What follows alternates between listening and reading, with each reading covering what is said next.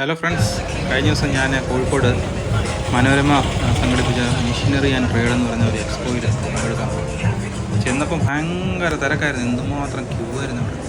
ഒരു 5-6 വരികളിലായിട്ട് ഇങ്ങനെ ആൾക്കാർ വൺ ബൈ വൺ ഇങ്ങനെ പുറകെ നിൽക്കുക.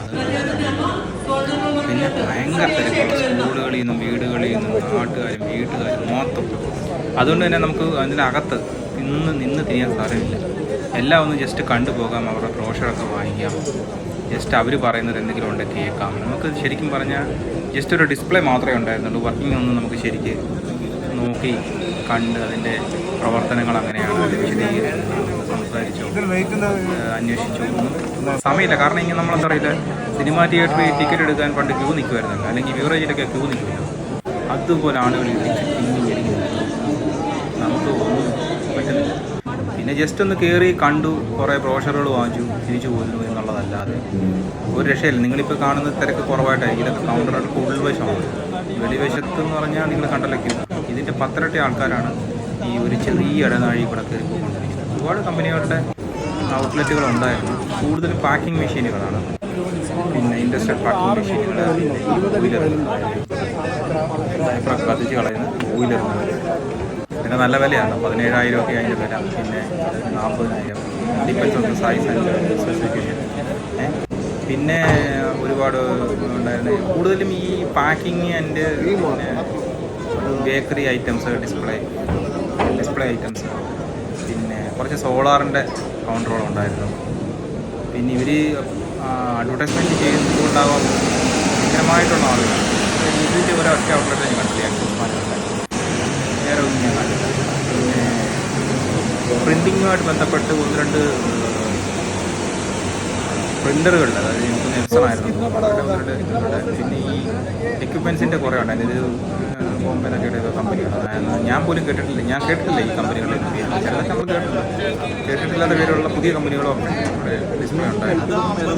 എനിവേ നിങ്ങൾ കണ്ടു നോക്കി, ജസ്റ്റ് ഒരു ഡിസ്പ്ലേ മാത്രമേ ഉള്ളൂ. എന്തുകൊണ്ട് ഇത് പ്രവർത്തനം ഇല്ലാന്ന് ചോദിച്ചു കഴിഞ്ഞാൽ അതുപോലെ തിരക്കാണ്. ഒരാളിനെ കാണിക്കാനായിട്ടോ 2 പേരെ കാണിക്കാനായിട്ടോ ഒരു ഡിസ്പ്ലേ ചെയ്യാൻ പറ്റാത്ത, മീൻസ് എക്സ്പ്ലെയിൻ ചെയ്ത് അതിൻ്റെ പ്രവർത്തനം കാണിച്ചു കൊടുക്കാൻ പറ്റില്ലാണ്. അതുപോലെ ആളുകൾ തിരക്കി നിൽക്കുന്നത്. ഒരു രക്ഷയില്ല. കട്ടിൽ കൊള്ളതല്ല കേട്ടോ, എനിക്ക് ഇഷ്ടപ്പെട്ടില്ല. എല്ലാം പ്ലൈവുഡ് പോലെ എന്തോ തടിയുന്നു. പിന്നെ വണ്ടിയുടെ എയർ കണ്ടീഷൻ ചെയ്യുന്ന ലോജിസ്റ്റിക്സിന് വേണ്ടിയുള്ള എയർ കണ്ടീഷനിങ് ഉണ്ട്. അതാണ് അവരുടെ ഒരു ഡിസ്പ്ലേ ആണ്. നമ്മൾ വണ്ടി കൊണ്ടുപോകണം, AC ഒക്കെ പറ്റി അതിനോട് സംസാരിക്കണം. ഇതിൻ്റെ എല്ലാം എനിക്ക് കിട്ടിയ ഈ ബ്രോഷറുകൾ വെച്ച് ഞാനിത് വീഡിയോ ചെയ്യുന്നു. എത്ര ബ്രോഷറുകൾ കിട്ടി, ആ ബ്രോഷറുകളുടെ എല്ലാം ഒരു ഡിസ്പ്ലേ വെച്ചാണ് ഞാനൊരു വീഡിയോ ചെയ്യുന്നത്. അപ്പോൾ നിങ്ങൾക്ക് മനസ്സിലാവും എനിക്ക് എത്ര കമ്പനികളുടെ ബ്രോഷർ കിട്ടിയത്. ഞാൻ ഈ ജനറേറ്ററുകളൊന്നും ബ്രോഷർ വാങ്ങിച്ചില്ല. ജനറേറ്റർ കമ്പനികളൊക്കെ ഉണ്ടല്ലോ, അതിൻ്റെ ഒന്നും ബ്രോഷർ ഞാൻ വാങ്ങിച്ചില്ല. വലിയ ഹെവി എക്യുപ്മെൻറ്റ്സാണ്, അതിൻ്റെ ആവശ്യമുള്ള. ഇതൊരു വാക്വം ചെയ്യുന്ന മെഷീനാണ്. അതായത് നമ്മൾ പാക്കിങ് ചെയ്തിട്ട് അതിൻ്റെ നിന്ന് എയർ സക്ക് ചെയ്ത് കളഞ്ഞിട്ട് പാക്ക് ചെയ്ത് എയർ ടൈറ്റായിട്ട് പാക്ക് ചെയ്യുന്ന ഒരു മെഷീനാണ്. വില എത്രയെന്ന് എനിക്കറിയത്തില്ല. ഇങ്ങനെ ഒരുപാട് മെഷീനുണ്ട്. ഇത് മാത്രമല്ല ആകെ ഒന്ന് പ്രവർത്തിച്ച് കണ്ടതായിട്ട് ഞാൻ കാണുന്നത്. ഇത് ഞാൻ ചോദിച്ചതല്ല, വേറെ ആൾക്കാർ എനിക്ക് കാണിച്ചു കൊണ്ടുവന്നപ്പോൾ ഞാൻ വീഡിയോ എടുത്താണ് പെട്ടെന്ന് കയറിയത്. അപ്പം ഇതാണ് എക്സ്പോ. ഞായറാഴ്ചയാണെങ്കിൽ അവിടെ ഹർത്താലുമായിരുന്നു. ഞാൻ പോയത് വെള്ളിയാഴ്ചയാണ്, 15-ാം തീയതി, 2ാം തീയതി. ഭയങ്കര തിരക്കായിരുന്നു. പക്ഷേ അതുകൊണ്ട് തന്നെ സ്വസ്ഥമായിട്ട് വീഡിയോ എടുക്കാനും പറ്റുന്നില്ല. പരമാവധി ആളുകളെ ഒഴിവാക്കിയാണ് ചെയ്തിരിക്കുന്നത്. ആളുകളുടെ മുഖവും ഒക്കെ ഒഴിവാക്കിയാണ് ചെയ്തിരിക്കുന്നത്. എങ്കിലും ഇത് പൂർണ്ണമായിട്ട് ഒഴിവാക്കാൻ പറ്റത്തില്ല ഇത്രയും തിരക്കിനിടയ്ക്ക്. കുറച്ച് പേരുടെയൊക്കെ വന്നിട്ടുണ്ടാകാം പരാതി ഉണ്ടെങ്കിൽ ചെയ്യുന്നതാവാം. പിന്നെ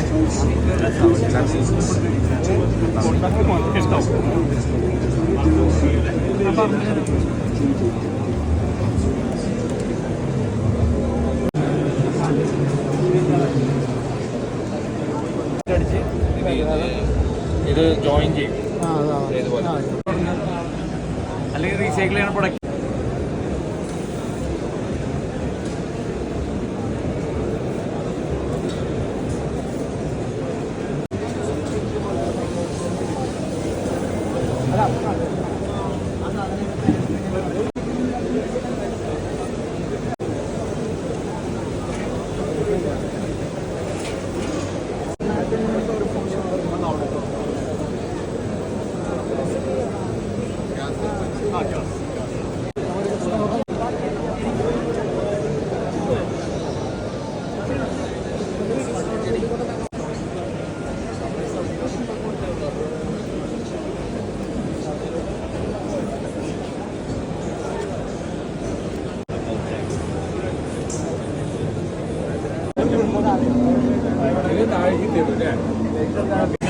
മെഷീനിൽ പൊളിക്കാൻ പറ്റും. ഇതാണല്ലോ ജസ്റ്റ് അവിടെ പ്ലഗിൻ ചെയ്ത് കൊടുത്തു നമ്മുടെ മെഷീൻ ഓണാക്കി വളരെ ഈസി ആയിട്ട് ആർക്കും ചെയ്യാൻ പറ്റും.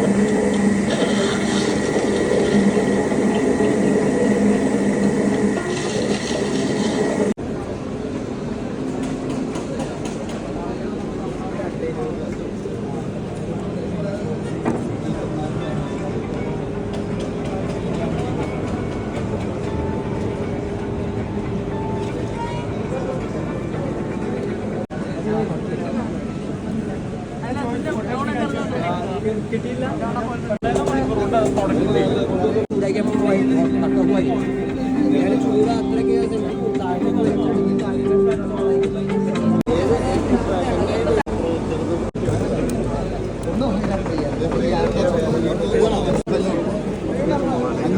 ബുക്ക് ചെയ്താലും വീട്ടിൽ കൊണ്ടുവരും.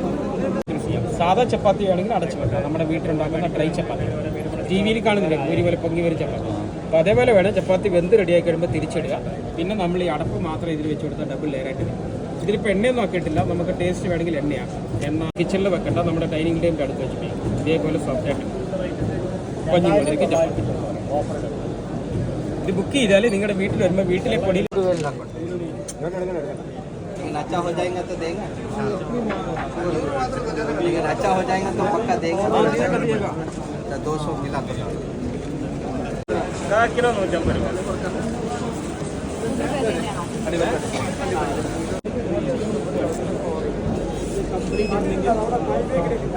റണ്ണിങ് ചെയ്ത് side piece back piece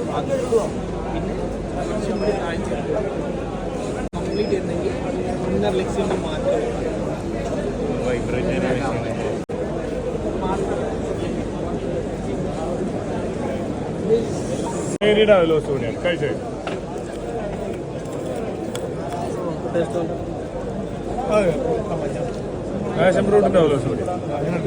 current കൂടുതലോ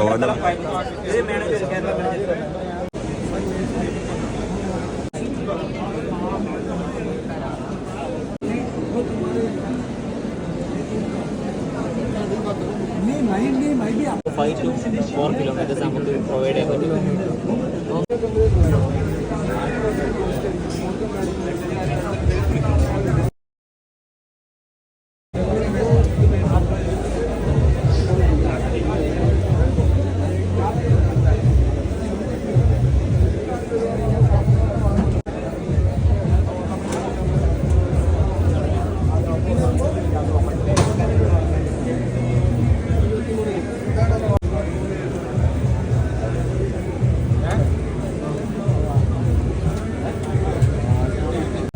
സ്റ്റീമർ പറ്റും.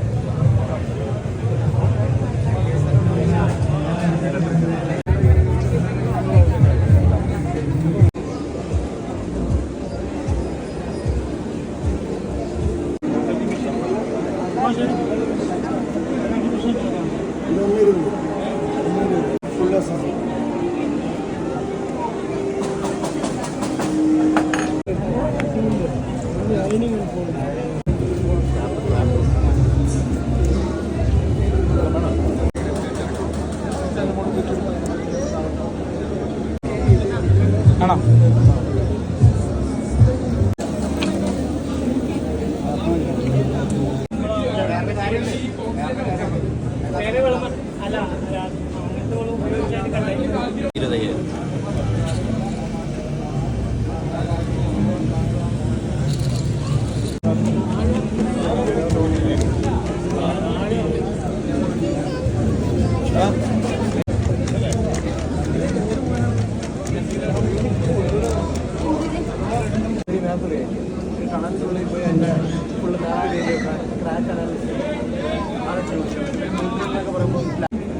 നമ്മുടെ മിനി ഹ്യൂമനോയിഡ് റോബോട്ട്സ് ഇത് മനുഷ്യന് ഉപകാരപ്രദമായ സാധനങ്ങൾ.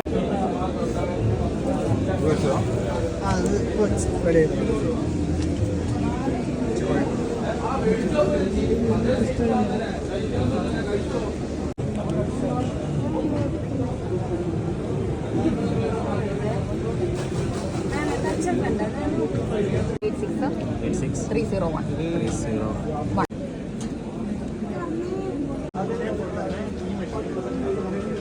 എല്ലാവരും രജിസ്റ്റർ ചെയ്തതിനു ശേഷം മാത്രം അകത്തേക്ക് വരിക. രജിസ്റ്റർ ചെയ്യാത്ത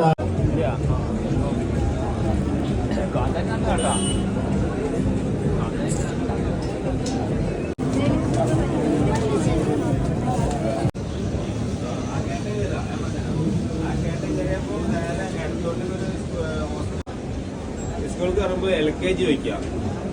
LKG രണ്ടാമത്തെ UKG ചോദിക്കാം. UKG ഫസ്റ്റത്തെ ക്ലാസ്.